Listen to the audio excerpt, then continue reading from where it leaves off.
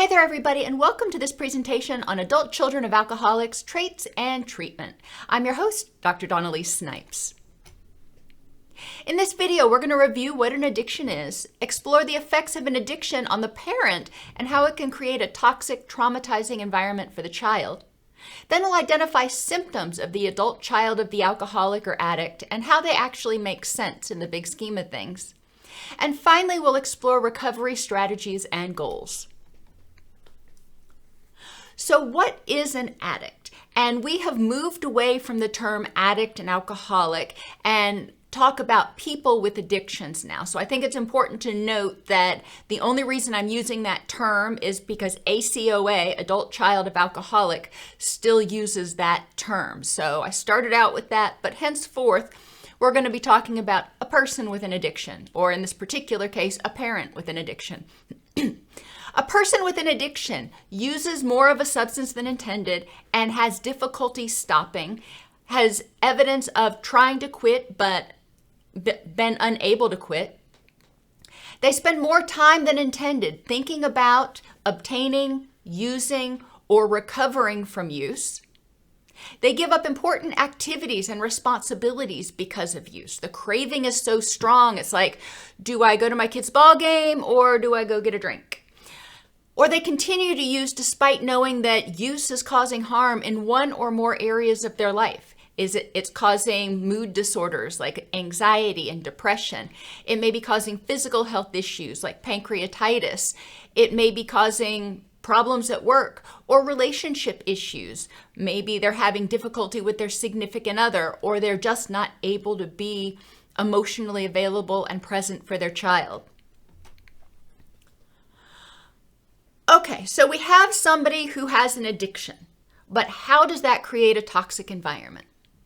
Addictions, regardless of what they are, produce a rush of dopamine, endorphins, and norepinephrine. When somebody engages in an addictive behavior, they get this flood of feel-good chemicals and dopamine is that chemical that says, oh, that was fun, let's do that again. When this is frequent, the brain adapts to what we'll call a pleasure overload by turning off some of the receptors. So think of it like flooding the system. When the person's using, they're flooding the system, and plenty of neurotransmitters are able to get through if the brain shuts down 5 of the 8 doors. Plenty of the neurotransmitters can get through 3 doors. But when the person's not using, when they're not flooding the system and it's just trickling through, they need all 8 doors open in order to feel, quote, normal. Well, the brain doesn't reopen those doors. Once they're shut, they're shut. So the person starts to feel depressed, anxious. They start craving that substance again. They start craving that addictive behavior because they need to flood the system now, even to get enough neurotransmitters through to feel normal. So now we've started this cycle. The childhood environment in a household with a person with an addiction can include abuse. They may observe abuse, verbal or physical abuse, between the person with the addiction and the other caregiver. They may experience direct abuse from the person with the addiction. They may directly experience neglect. The person with the addiction is so caught up in thinking about obtaining, using, and recovering from use that they are not physically and or emotionally available to that child. Children need things. Neglect is failure to provide. It's not an overt act of abuse. It is a passive act of not meeting the child's needs, not making sure they get a bath, not making sure they've got good food to eat, not making sure they get to school, that sort of thing.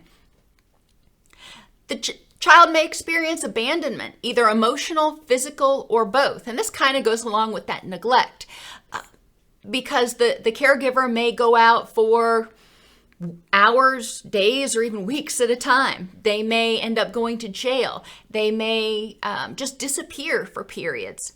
Or even if they are there, they may be, as I mentioned, emotionally unavailable. In a household where there is a person with an active addiction, it is chaotic.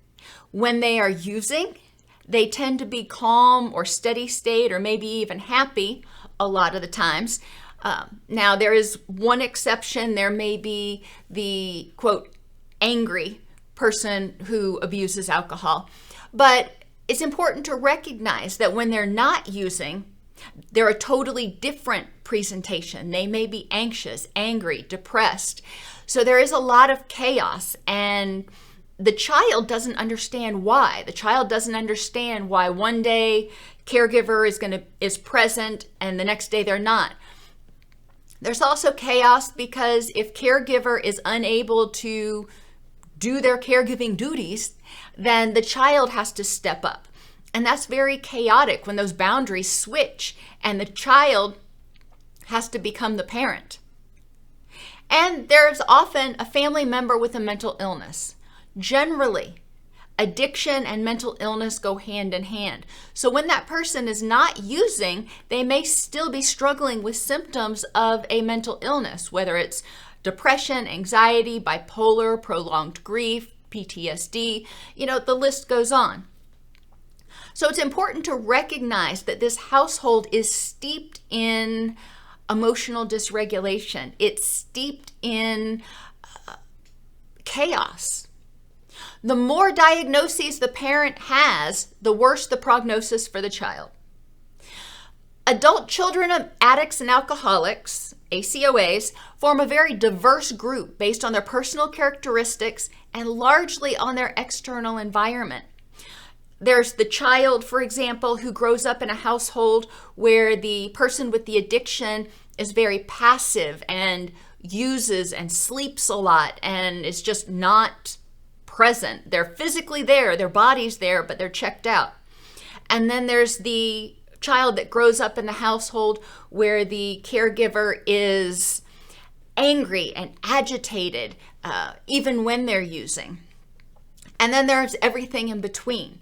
So the way the child learns how to stay safe, the way the behaviors the child develops are in direct response to the toxic environment.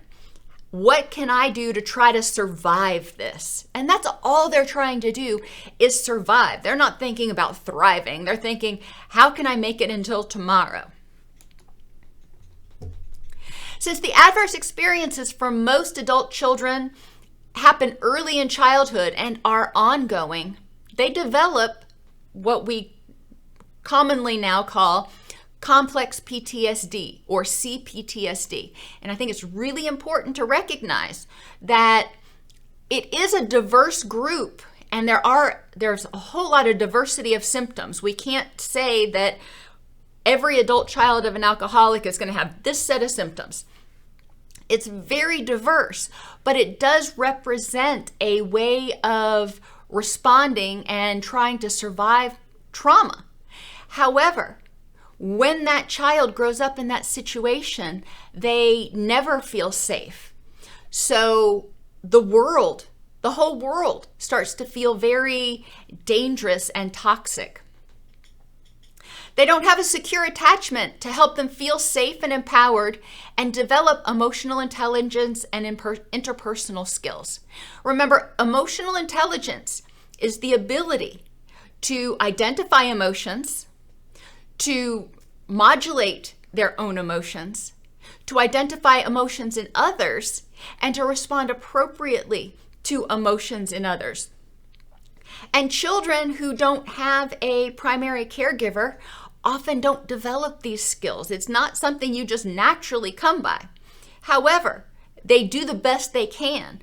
So they become hypervigilant. They start to try to anticipate based on micro expressions of people what they need and what's going on, because that helped them stay safe in their family of origin.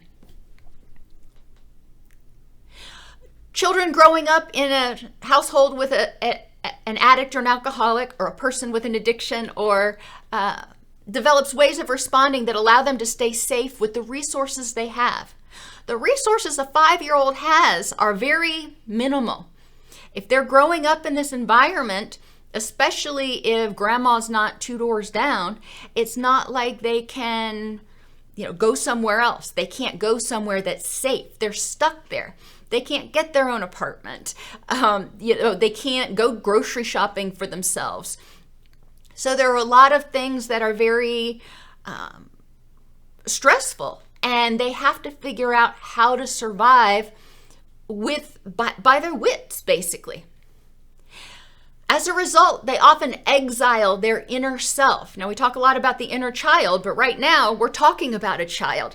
So they have all this stuff going on, this anxiety, this trauma, this anger, this depression, this feeling of hopelessness and helplessness, which for an adult would be overwhelming. For this child that has minimal skills to deal with it because they haven't been taught, it is just overpowering.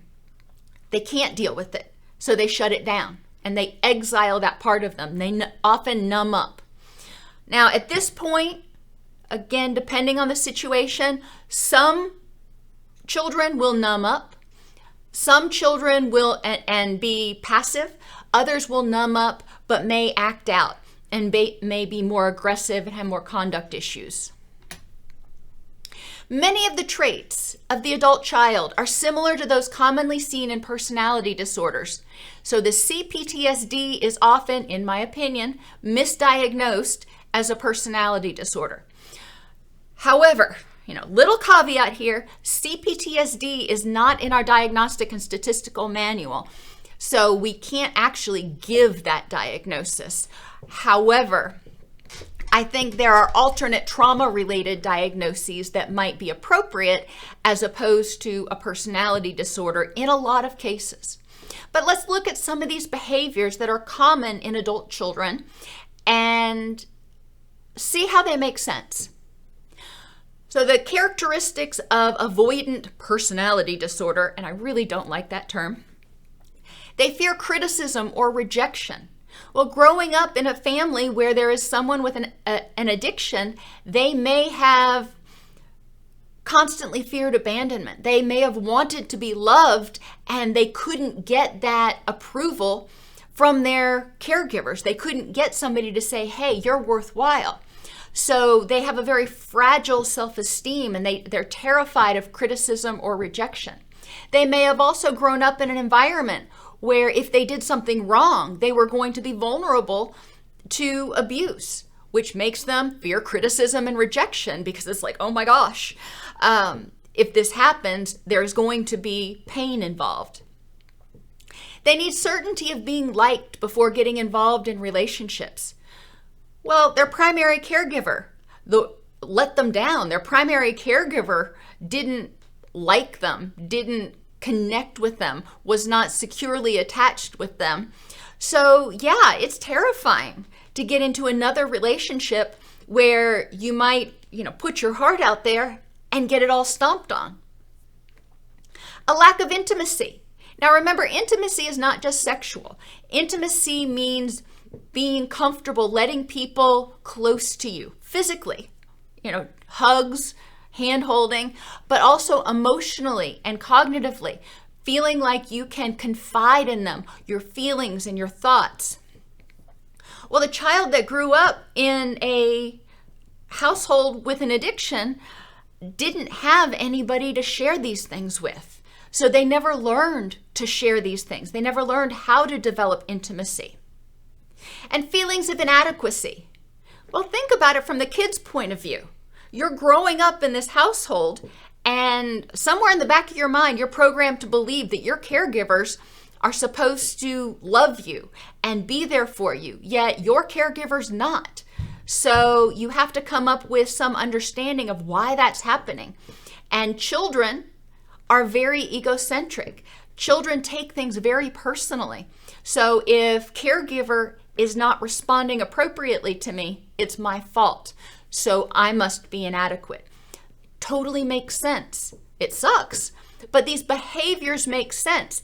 And if a person can start feeling adequate and learn how to develop intimacy and develop a sense of self-esteem so they're not relying on others to tell them they're okay, then you're going to start seeing a abatement of a lot of these symptoms. Some people who grow up in addicted households may be diagnosed with borderline personality disorder. BPD is characterized by emotional dysregulation. Well, I already said that growing up in this household, there was no secure attachment. So the child never learned to identify, these are my emotions. This is how I can tolerate distress. This is how I can cope with these emotions and improve the next moment. They don't learn any of that. They don't learn how to effectively respond to their emotions or even to other people's emotions. Other people's emotions may be very overwhelming to them, so it puts them in a fight or flee state. Some withdraw, some become aggressive and push people away. They have an unstable sense of self, and this is similar to avoidant personality. This unstable sense of self comes from constantly being a chameleon, trying to be whatever the child thought that their caregiver wanted in order to love them. Okay, you want me to be purple with blue spots? If that'll make you love me, I'll be purple with blue spots. You want me to do this and that'll make you love me? Okay, I'll try doing that. Unfortunately, the caregiver was just randomly responding when they were sober or marginally attentive. So there wasn't any regular reinforcement of any particular set of characteristics. So the person just kept trying to shoot in the dark to figure out, is there something I can do that will get me consistent approval? And the answer was generally no. They alternate between extremes of love and hate. Remember, borderline, the best example or image, metaphor I can use for borderline is walking a tightrope. They are constantly walking this tightrope between safe and danger, between love and hate. And growing up in an addicted household, the caregiver was often either sober and, depressed or angry, or they were under the influence. So they were either way, they were kind of not safe. But sometimes, every once in a while, that love would come out and there would be a glimmer of it. And the person would latch onto that going, okay, I love this feeling. But then they started to become hypervigilant, hyper aware of when the bottom was falling out. And instead of understanding where it was coming from, they would just push it away. Okay, fine. We're going to go back there. Fine. I hate you. So they're love or hate. Constant fear of abandonment, which makes sense because even if they weren't being physically abandoned, the caregiver was rarely consistently there for the person. Feelings of emptiness and needing to seek approval are very common in borderline because they were never given approval and loved for who they were. They were rarely consistently given approval for anything. So they spent most of their formative years just desperately scrambling, fawning, trying to figure out what is it that I can do that will make you love me. Some people kind of go to the opposite end of the spectrum, and they may end up developing narcissistic behaviors, needing to be the center of attention. If they grew up in a household in which that was rewarded, the only time their caregiver would actually come out of their stupor was if they were, the center of attention for something, then they may still feel a need to be the center of attention to be safe. Otherwise, being the center of attention may have been a coping skill they learned because they weren't getting any sort of attention or feedback at home. So being the center of attention at school or somewhere else provided them that sense of connection and safety. Critical of others. They were probably exposed to situations in which the person with the addiction was very critical of them. A lot of times when people are detoxing especially, they may be very irritable and very angry. So they tend to be set off more easily and tend to be more critical.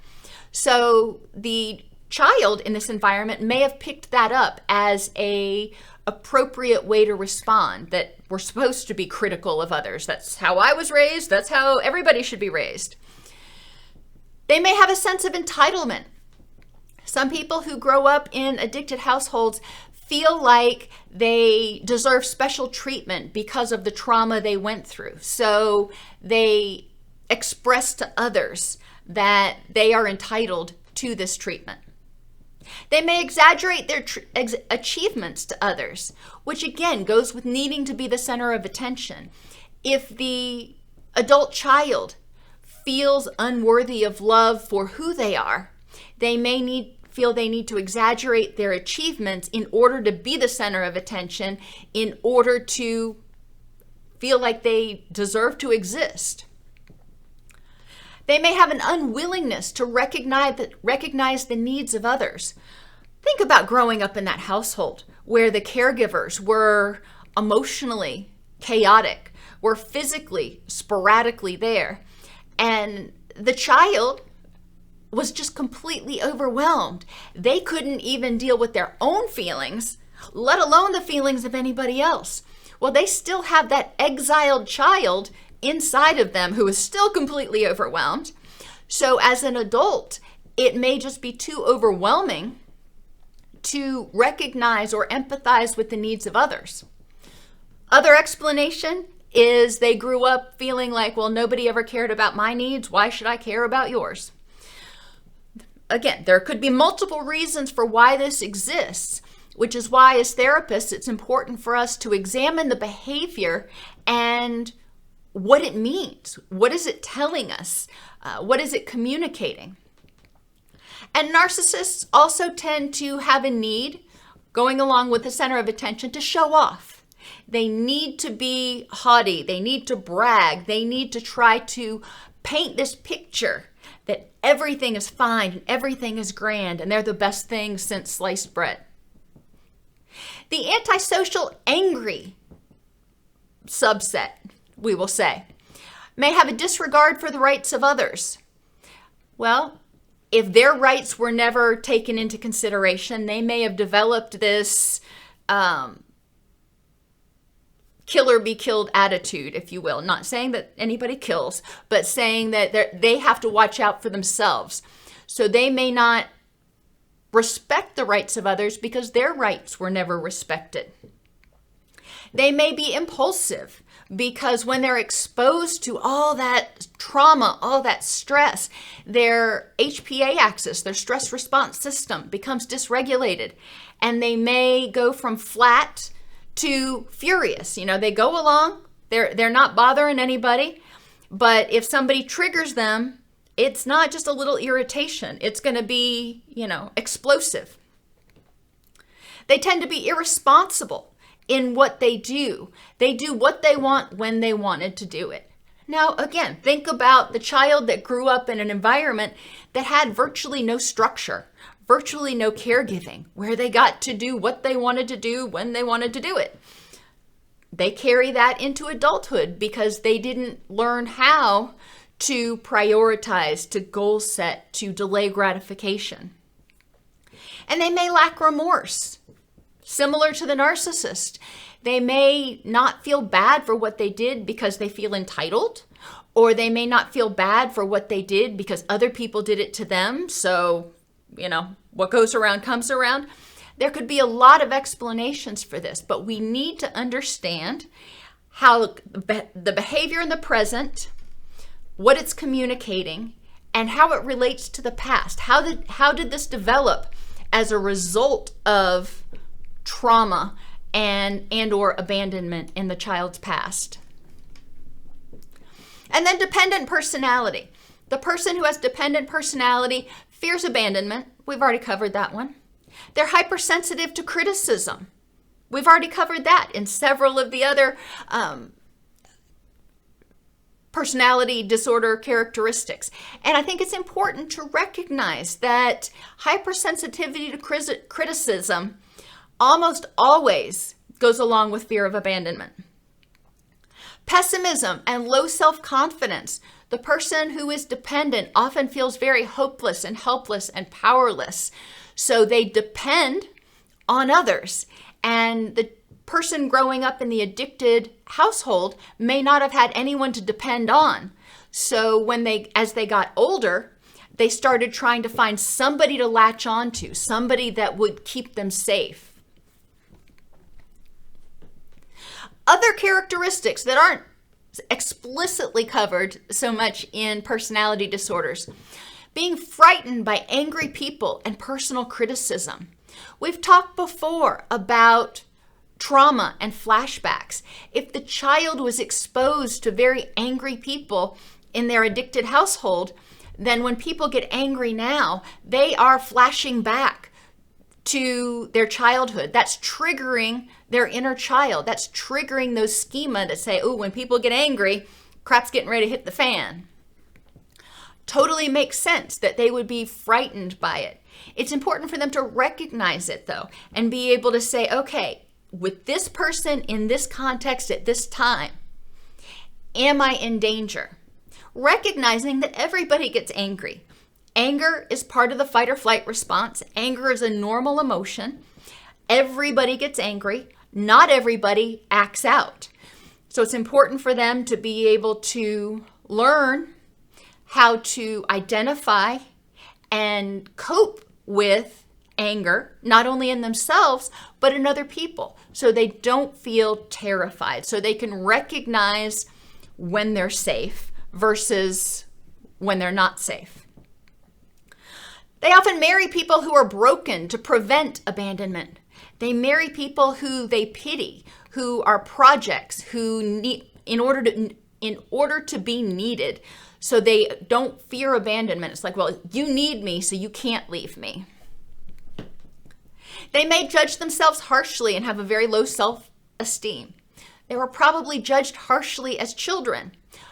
And if they weren't, they may not have been judged at all. Their caregiver may have been so disconnected that they couldn't get approval, but they also didn't get disapproval. So they in turn interpreted that as, I'm not even worthy of judgment. They don't even care enough to recognize whether I'm here or not. So that really impacts the child's self-esteem and their self-worth if they can't get their biological care or their caregivers to pay attention to them. Adult children often feel guilty when they stand up for themselves instead of giving in to others. Trademark of the addicted household: don't talk, don't trust, don't feel. When people stand up for themselves in the addicted household, it turns on the blame game. Well, I wouldn't have to do this if you didn't. I wouldn't have to do this if you didn't. How else do you expect me to cope? And so the person with the addiction often turns up that guilt meter and makes the child feel very guilty for wanting even the most basic things like groceries. There's a negative, pessimistic cognitive style. Well, duh. You grow up in environments that are chaotic and not meeting your basic needs. They're neglectful. You're going to see the world as dangerous. It's hard to see the butterflies and the puppy dogs and whatever else makes kids happy when they're trying on a day-to-day basis, on an hour-to-hour basis, just to survive. They don't know from moment to moment if they're going to walk out of their bedroom and their caregiver is going to be happy or in a rage, is going to be passed out or is going to be conscious. There's overcommitment and inconsistency due to an overdeveloped sense of responsibility.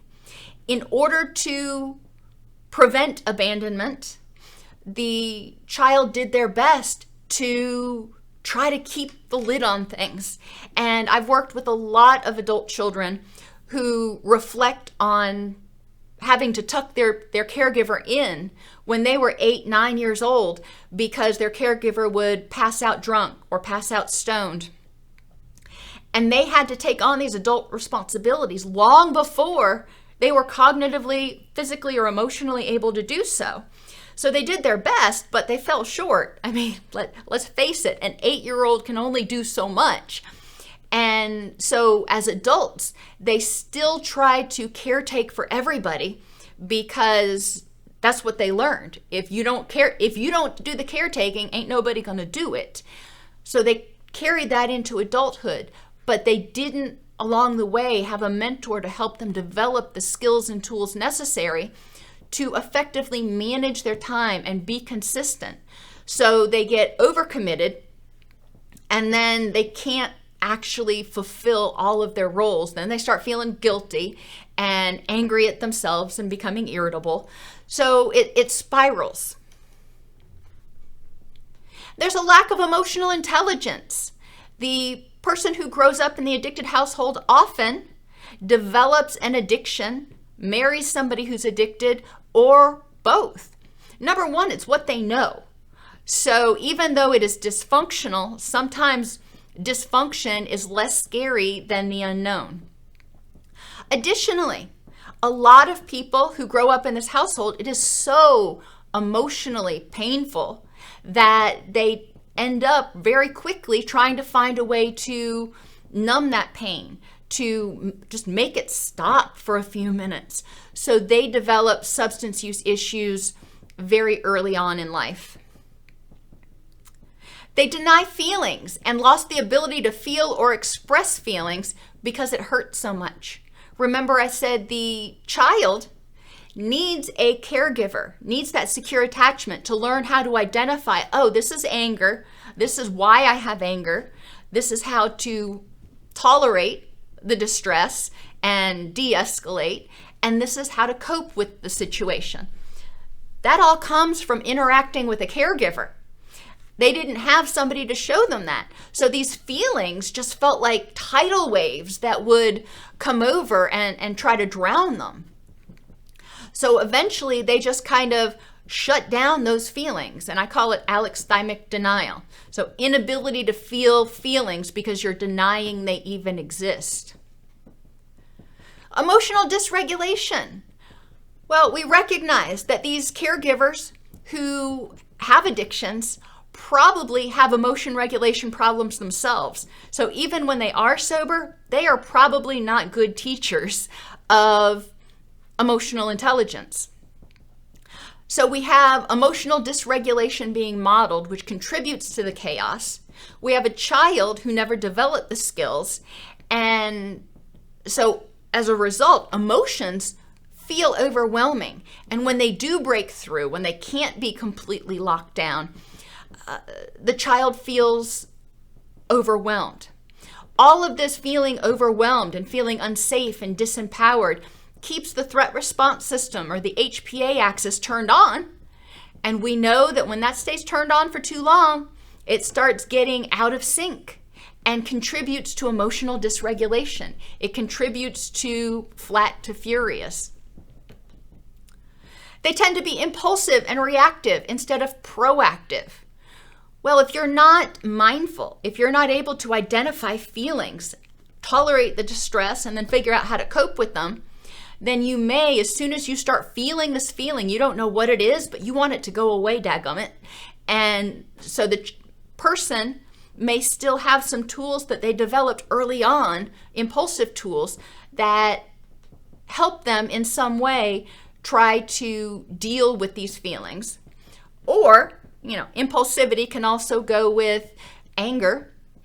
When something happens that makes them feel threatened or reminds them of the past when they felt threatened, it may trigger an anger episode, an impulsive anger episode. And they have also found that people who are adult children have what we call high reward sensitivity, which totally makes sense. Reward sensitivity, or high reward sensitivity, is when people, any reward they get just is amazing to them. They crave it so much. They can take any little crumb of a reward and they are just so incredibly grateful for it. And they carry that into adulthood. So, and you can understand, growing up in that addicted household, they didn't get rewards very often. They very rarely even got attention. So when they got any little bit of attention or any little bit of reward, they treasured it, and they feasted upon it and they crave it again after that, but it was so hard to come by. So as adults, they are very motivated by reward, and they are very sensitive to when they are getting rewards. Adult children of alcoholics did the best they could do to survive as children. Their behaviors, coping skills, and personalities were shaped by chaos and trauma. As adults, their inner child is often still exiled and terrified, leading to compensatory behaviors. They need to do what they've always done because it's a known and it's controllable. Or they may try to repeat the situation and get into a relationship with somebody who has an addiction so they can do it right this time. They can fix them this time. Or they may completely change the script and evidence some narcissistic behaviors, for example, so nobody can hurt them anymore. Recovery requires connecting with that traumatized inner child and helping them feel safe. That means consistently recognizing the feelings of that inner child and behaviors that the inner child is trying to use to protect themselves. So even as adults, that inner child is coming out, and we want to recognize when, as adults, we act immaturely or impulsively, so to speak. We want to look and say, is that inner child coming out? Is that how I would have reacted back then? Is that what I learned? And then responding to the inner child by identifying the feeling, why you're feeling that way, reassuring the inner child or reassuring yourself that you're safe, and helping them, the inner child, de-escalate. And I know that sounds sort of esoteric, but it's important to recognize whether you believe there's an inner child or it's just a part of yourself. There is a part of yourself that needs to learn how to de-escalate, that needs to feel safe. There is a part of you that is formed by all of those memories, those traumatic memories from your childhood, that is kind of locked away in Pandora's box or the inner child or whatever you want to call it. And all of that stuff needs to be dealt with. Recovery also requires identifying problematic behaviors in the present and how they developed as a result of trauma, abandonment, or a lack of emotional intelligence. Sometimes you may have developed coping strategies just because you didn't know how to identify or deal with these powerful emotions. So you developed strategies that worked to help you survive, but they may not be the healthiest strategies in the world. So learning to identify your feelings and develop emotional intelligence will help you develop alternate skills. Identifying alternate ways you want to respond in situations. If you recognize that one of your problematic behaviors, for example, is running, as soon as you start to feel close to somebody, you just ghost them. Well, why do you do that? How might that have developed as a result of your past? How do you want to respond? And what fears do you have that are preventing you from responding in the way you want to respond?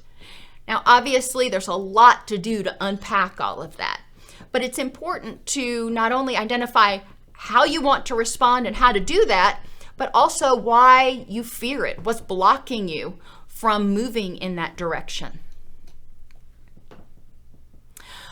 I hope that gives you some tools to better understand some of the behaviors of adult children of alcoholics, and I look forward to seeing you in the live Q&A in just a few minutes.